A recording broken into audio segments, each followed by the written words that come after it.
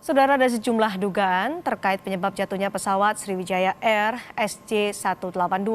Apa yang perlu didalami dari penyidikan penyebab jatuhnya pesawat ini dan bagaimana karakter pesawat Boeing 737-500 ini? Kita sudah bergabung dengan pengamat penerbangan Gary Suyatman. Selamat sore, Mas Gary. Selamat sore. Mas Gary, kalau kita melihat dari data penerbangan yang kita bisa mengakses melalui Flight Radar 24 adalah pesawat Sriwijaya SJ182 ini jatuh 4 menit saja setelah lepas landas atau take off. Kalau melihat dari rentang waktu yang sangat singkat ini hanya 4 menit, apa dugaan Anda? Masih banyak ya, ini kita masih dalam 26 jam pertama dari kecelakaan terjadi. Jadi informasi yang paling komplit yang bisa kita ambil itu memang dari situs tracking seperti Flight Radar 24. Pesawat sempat terbang sampai ketinggian hampir 11.000 kaki, lalu tiba-tiba menurun dengan cukup cepat. Dan akhirnya menjadi kecelakaan ini. Kita harus ingat bahwa setiap penerbangan itu, 80% dari semua kecelakaan penerbangan itu terjadi di 10 menit pertama penerbangan dan 6 menit terakhir. Ini adalah namanya fase kritis. Kalau 6 menit terakhir kan pesawat mau mendarat. Kalau 10 menit pertama dari lepas landas sampai 10 menit. Itu kenapa menjadi fase yang kritis? Karena mesin yang tadinya nggak nyala, dinyalakan, terus menggunakan tenaga yang minim, terus pas take off dia menggunakan tenaga yang maksimum, jadi baru mulai nyala sudah digunakan sepenuhnya. Terus juga bagi instrumen yang tadinya di darat, nggak bergerak atau terbang harus memberikan informasi yang banyak. Terus juga dengan pilotnya yang tadi di darat, lalu mengudara. Manusia ini kan ranahnya bukan di atas, kita di darat. Di darat. Jadi ini periode di mana semuanya harus, banyak sekali yang harus dimonitor pada 10 menit pertama. Jadi kalau dari data yang kita lihat dari Flight Radar 24, teori-teori yang seperti meledak atau mesinnya dua-duanya mati, itu kita bisa kesampingkan untuk sementara ini. Ada beberapa yang masih menjadi dugaan. Salah satunya adalah memang faktor cuaca.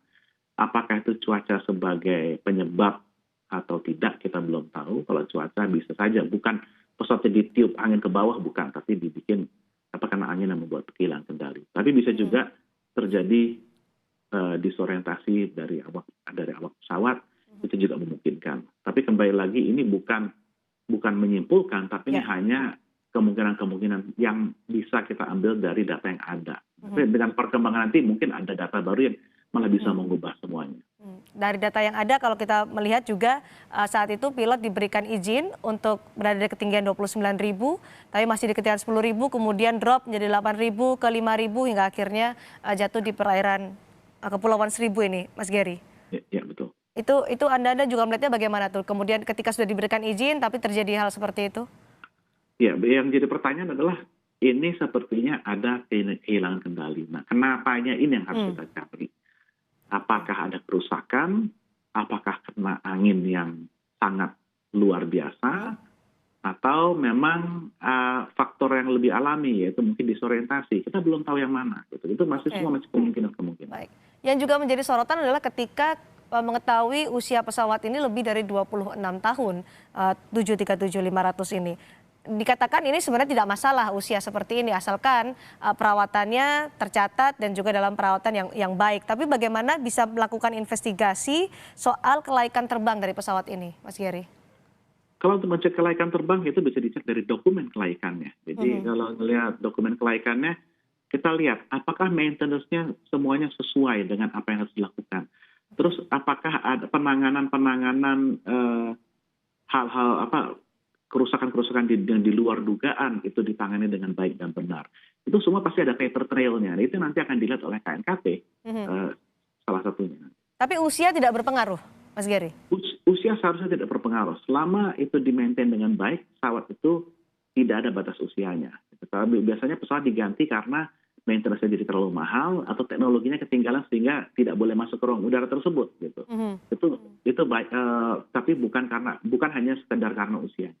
Oke, pesawat sejenis ini, Boeing 737-500 ini masih banyak digunakan juga di seluruh dunia?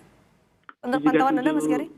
7.500 ini kan satu generasi dengan 7.300 dan 400. Jadi kalau kita gabungkan 7.300, 400, 500 itu sudah tidak sebanyak dulu, tapi masih banyak yang menggunakan.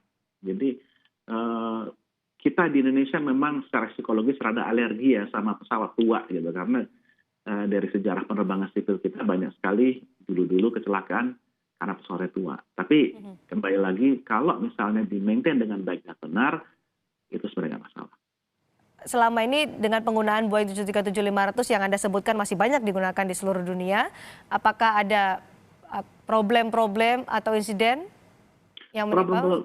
Problem insiden ada, tapi tidak dikarenakan oleh usia pesawatnya. Jadi kebanyakan kecelakaan itu kan beda-beda. Jadi banyak faktor ya? Banyak faktor, dan kita juga harus sadar bahwa memang penerbangan itu sangat berisiko, tetapi sistem manajemen keamanan yang dilakukan oleh industri ini bisa menghasilkan sesuatu yang sangat berisiko menjadi satu moda transportasi yang sangat aman gitu. Jadi kita harus bisa mampu memahami bahwa penyebab itu tidak semudah misalnya moda transportasi lain. Gitu. Ya, oke. Baik, untuk mencari penyebab karena banyak faktor, mencari penyebab jatuhnya pesawat Sriwijaya Air SJ182 ini kemudian bertumpu pada black box yang saat ini lokasinya sudah ditemukan oleh tim pencari.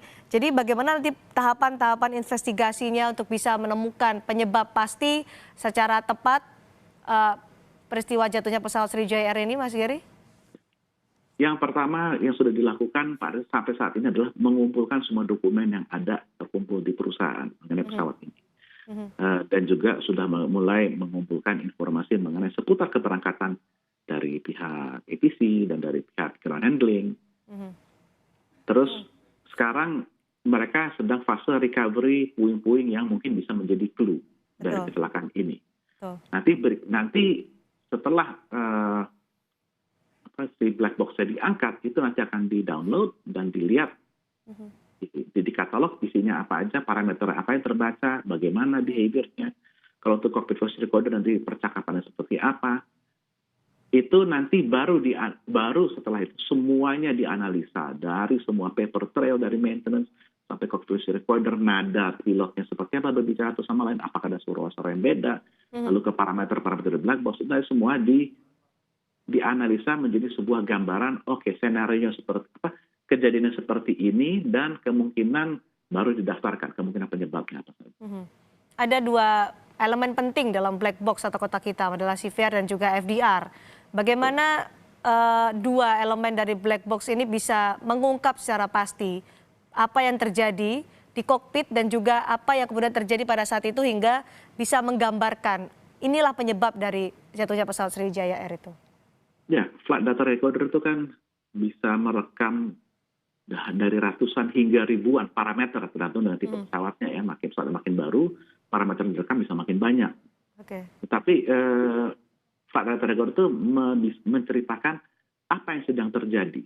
Pesawatnya sedang miring seperti apa, atau sedang naik, sedang turun, kecepatannya berapa, sudut kemiringannya berapa, terus input yang dimasukkan oleh pilot seberapa besar, itu nanti ada direkam di situ. Tapi konteksnya bagaimana? Konteksnya kita dapatkan dari cockpit voice recorder. Kenapa begini? Ini mereka berkomunikasi nggak? Kenapa dia mendorong atau menarik kontrol kolomnya? Kenapa dia belok kiri bukan belok kanan? Itu pasti ada komunikasi antara kedua krunya. Itu menjadi konteks dari gambar yang diberikan oleh si FDR. Dari situ baru kita bisa melihat, ternyata begini. Dua-duanya, dua elemen penting itu harus ditemukan untuk bisa menggambarkan situasi atau menskenariokan situasi pada saat itu? Investigasi tidak harus ada flight data recorder dan cockpit voice recorder. Kita bisa menginvestigasi berdasarkan puing-puing dan cuman daftar kemungkinan penyebabnya ini kan masih banyak sekali. Justru gunanya FDR dan CVR itu untuk narrow, untuk kita mengerucut kemungkinannya apa. Maksud saya ketika mungkin ini dalam kondisi yang tertutup, karena dikhawatirkan kan pada proses pencarian tertutup lumpur. Apakah harus ditemukan si VCR dan juga FDR-nya, atau misalnya ditemukan hanya satu komponen saja, itu bisa menjelaskan juga penyebab pastinya? Ya tentu dua-duanya, kalau bisa dapat dua-duanya lebih bagus. Gitu. Tapi paling tidak salah satu harus ada. Salah satu alasan itu menjadi penting. Kalau tidak ada dua-duanya ya hasil investigasinya tetap bisa jalan, tapi nanti kesimpulannya cukup terbatas. Oke. Serpian-serpian pesawat Anda sebutkan juga penting untuk bisa ditemukan, untuk bisa melihat penyebab dari atau membaca penyebab jatuhnya pesawat Sriwijaya Air SJ182. Tim juga sampai saat ini masih terus mengumpulkan serpian-serpian pesawat dibawa ke JICT. Sebenarnya bagaimana ini bisa digunakan untuk membangun skenario bahwa beginilah pastinya atau beginilah situasinya ketika pesawat Sriwijaya Air itu jatuh di perairan. Apa yang bisa dibangun dari puing-puing itu? Oke, contoh kayak tadi barusan ada gambar peleknya si pesawat, pelek ban pesawat. Itu salah satu piece logam yang paling kuat di pesawat. Kok bisa sampai retak, bisa sampai pecah seperti itu? Ini kan itu menggambarkan sesuatu. Lalu Baik, rupanya komunikasi kami dengan Gary Suyatman terganggu, saudara. Kami akan mencoba untuk memperbaiki koneksi kami dengan pengamat penerbangan Gary Suyatman. Tetaplah bersama kami di Breaking News Kompas TV karena informasi terkini dari pencarian black box dan juga serpihan pesawat Sriwijaya Air serta korban pesawat Sriwijaya Air SJ182 di perairan Kepulauan Seribu akan kami lanjutkan selepas jeda. Saya masih bersama dengan Mas Gary Suyatman, pengamat penerbangan. Dari puing-puing ini, Mas Gary menyambung pertanyaan saya sebelum tadi kita terputus komunikasinya.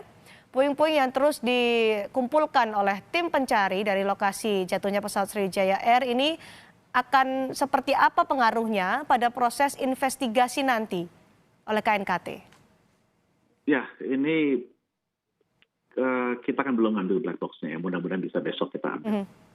Tapi puing-puing akan selalu diambil untuk dianalisa just in case kita melihat ternyata black box-nya datanya mungkin tidak bisa di-download. Jadi kita harus melihat karena dari puing-puing itu kan kelihatan gitu. Itu kalau puing-puingnya semuanya hanya kecil, berarti itu pas jatuh ke air kecepatannya berapa, kalau besar itu berapa. Kayak tadi yang kita lihat ada peleknya ban pesawat itu sampai rusak, itu bisa menggambarkan energi energi transfer yang terjadi pada saat dia impact dengan air. Jadi itu akan menggambarkan sebuah cerita dengan sendirinya, dan itu bisa digunakan juga untuk melihat ini nyambung nggak dengan data dari flight data recorder. Karena flight data recorder juga tergantung dengan sensor-sensor yang memberikan informasi kepadanya. Nah, kalau misal sensornya rusak, dia akan mendapatkan informasi yang salah juga. Jadi semua itu dikumpulkan untuk menghasilkan sebuah gambar yang komplit dan menyeluruh yang komplit dan bisa saling mengecek satu sama lain gitu. Secara komprehensif ya, karena itulah tidak hanya mencari black box, kemudian juga korban, tapi serpian-serpian terus dikumpulkan. Tujuannya perannya itu ya, Mas Gary, untuk bisa menskenariokan seperti apa peristiwa atau kejadian itu pada saat Sriwijaya Air jatuh. Mas Gary, saya juga mendapat informasi bahwa FAA atau Otoritas Penerbangan Sipil Amerika pernah menerbitkan surat imbauan kepada maskapai di Amerika Serikat yang masih mengoperasikan pesawat Boeing 737 New Generation dan klasik seperti yang di Sriwijaya Air ini 737-500, bahwa ada dugaan korosi pada pesawat yang diparkir atau tidak digunakan lebih dari 7 hari. Mengingat saat ini pandemi, sempat juga ada larangan untuk bepergian menggunakan pesawat. Apakah ini berpengaruh pada peristiwa ini? Surat imbauan atau peringatan ini? Pasti komponen yang akan terpengaruh dengan surat imbauan tersebut akan dilihat secara cermat, akan dicari, ketemukan, akan dianalisa secara cermat untuk melihat apakah itu menjadi faktor atau tidak. Dan itu akan dilakukan terlepas dari flight data recorder-nya akan menghasilkan black box-nya akan menghasilkan apa, baik dari flight data recorder ataupun cockpit protocol. Jadi itu semua nanti akan membuat satu gambaran yang komprehensif. Kita belum tahu apakah ini menjadi pengaruh terhadap mesin. Kita melihat dari data yang ada, itu kita masih saya ada beberapa analis juga masih melihat ini kayaknya nggak berhubungan, tetapi tentu pihak KNKT harus melihat itu untuk benar-benar bisa menjawab, karena pasti akan ada masyarakat yang bertanya-tanya seperti itu. Tapi apakah ketika dalam surat imbauan itu dikeluarkan oleh FAA kepada maskapai Amerika Serikat ini menjadi bahan pertimbangan yang penting untuk bisa ketika saat melakukan investigasi oleh KNKT? Tentu. Dan itu juga disampaikan ke operator-operator Boeing 737 di negara lain, gitu. Tidak hanya terbatas di Amerika. Jadi tentu maskapai yang mengoperasi di sini juga akan melihat, dan itu mereka akan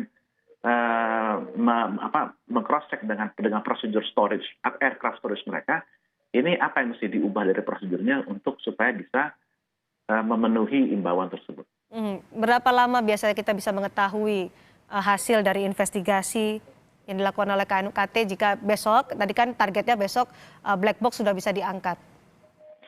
Investigasi pasti ada 30 hari sebelum mereka mengeluarkan laporan awal. Laporan awal itu biasanya hanya isinya fakta apa yang mereka sudah temukan, baik di lapangan, dari black box maupun dengan interview atau pengumpulan dokumen pesawat.